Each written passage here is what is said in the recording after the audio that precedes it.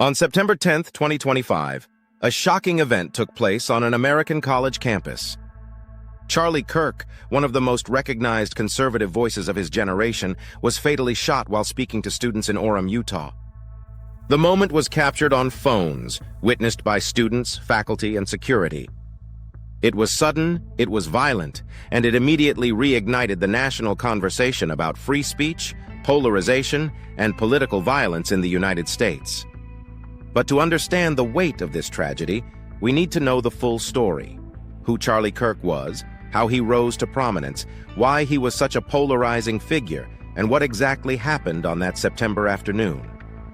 Early life and AMP. Rise Charlie James Kirk was born in 1993 in the Chicago suburb of Arlington Heights, Illinois. Raised in Prospect Heights, Kirk grew up in a middle-class household. His father was an architect, his mother a homemaker. Even as a teenager, Kirk showed an unusual interest in politics and public debate. In high school, he wrote opinion pieces, volunteered in local campaigns, and quickly developed a reputation as someone unafraid of confrontation. In 2012, at the age of just 18, Charlie Kirk co-founded Turning Point USA alongside Bill Montgomery.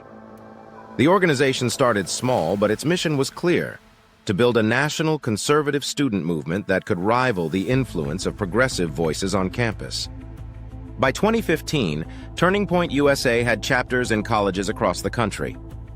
By 2016, Kirk was a frequent guest on Fox News, invited to speak at conservative conferences, and gaining the trust of political figures in Washington.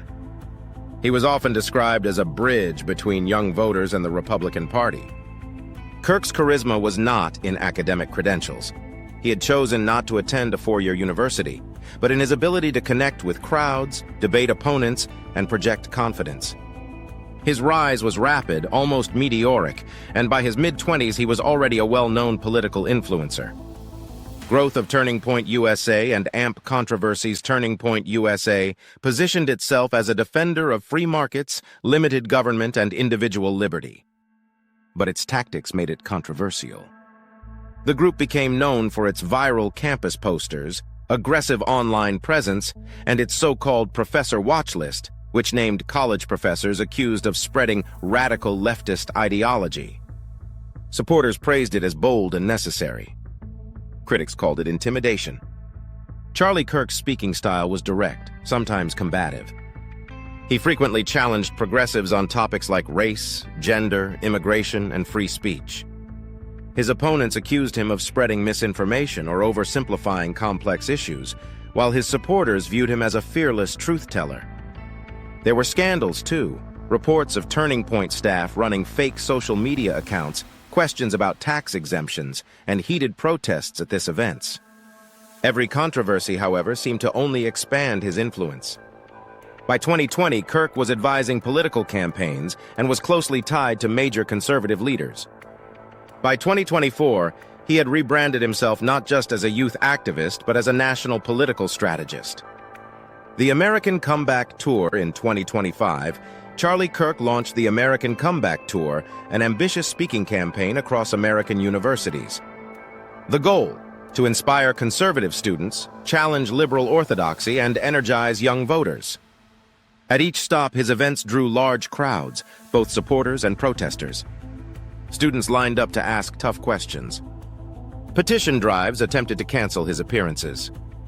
Just days before his fateful Utah appearance, students at Utah Valley University filed a petition with nearly 1,000 signatures demanding the school cancel his event. The administration allowed it to continue under heavy security. For Kirk, these confrontations weren't deterrents, they were the point. His slogan for many of these campus events was, "Prove me wrong." He invited students to challenge him publicly, and the debates often went viral online. The shooting at Utah Valley University, September 10, 2025. Utah Valley University in Orem. It was shortly after noon. Charlie Kirk sat under a white event tent, microphone in hand, answering a question about mass shootings. Dozens of students sat before him with cameras rolling and phones raised. At 12:20 p.m., a single gunshot cracked through the air. Witnesses describe hearing what sounded like a firework or a car backfiring. until they saw Kirk clutch his neck. Blood poured from the left side of his neck as he fell from his chair. Screams erupted. Students dove for cover. Security rushed forward. Investigators later revealed the shot came from a distance of about 200 yards, fired from a rooftop. The weapon, a high-powered bolt-action rifle, recovered nearby with forensic evidence including palm prints and clothing fibers. In the chaos, Kirk's bodyguards pulled him away. He was rushed to a hospital but succumbed to his injuries soon after arrival. Authorities confirmed he had been struck in the carotid artery. It was a precise, devastating shot. Law enforcement immediately locked down campus. Nearby schools were placed on alert. Within hours, national media descended on Orem. By evening, the Utah governor described the event as a political assassination. The FBI confirmed it was being investigated as domestic terrorism. Yet the shooter, a male suspect seen fleeing the rooftop, was still at large. The aftermath was immediate and far-reaching. The university closed all campuses for several days. Vigils were held across Utah and beyond. President Donald Trump ordered American flags flown at half-staff for 4 days, calling Kirk a patriot and a fighter. Politicians from both parties condemned the violence, though partisan blame quickly emerged online. Some mourners hailed Kirk as a martyr for free speech. Others pointed to the climate of inflammatory rhetoric in politics today, asking whether words had crossed into fueling violence. On social media, video clips of the shooting circulated widely. Millions of people saw the haunting final moments, Kirk leaning forward, clutching his neck, collapsing. Meanwhile, investigators pieced together evidence. 2 men were briefly taken into custody as persons of interest, but later released. The suspect's identity remains unknown, with the FBI releasing only limited details. Forensic analysis continues, but as of now, the case remains unsolved. Larger implications. Charlie Kirk's death raises questions that extend far beyond one man. First, it highlights the fragility of political discourse in America. If public debate on a campus can end in an assassination, what does that say about the state of democracy? Second, it reignites the debate about free speech in higher education. Should controversial speakers be allowed, even when protests threaten safety?